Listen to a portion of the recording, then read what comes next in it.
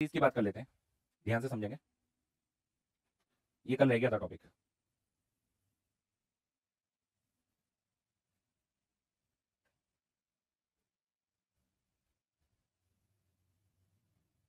ठीक है, ये आपका K1, ये आपका K2।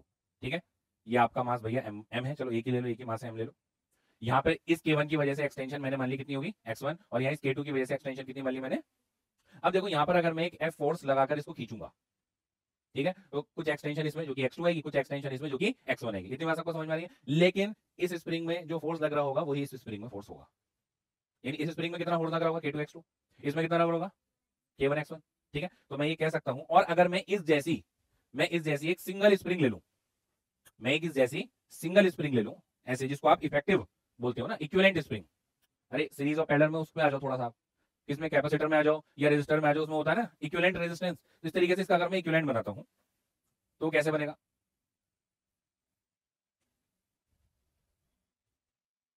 मास m रहेगा और इसको मैं बोलूंगा K इफेक्टिव, और यहाँ पे मैं फोर्स F ही लगा रहूंगा। यानी जो फोर्स मतलब जो इन दोनों में एक्सटेंशन दिखाई देगी, जो इन दोनों में एक्सटेंशन दिखाई देगी, वो एक्सटेंशन यहां पर होगी, और उसको मैं x बोल देता हूँ। x इजिकल टू और कुछ नहीं, कितना है, x1 प्लस x2 है। बात समझ में आ रही मेरी। ठीक है, तो अब इसका फोर्स देखो, आप कहोगे इस स्प्रिंग को जो फोर्स लग रहा होगा कितना लग रहा होगा, K1 x1, वो बराबर होगा किसके बेटा, K2 x2 के, और वो बराबर होगा K इफेक्टिव x के।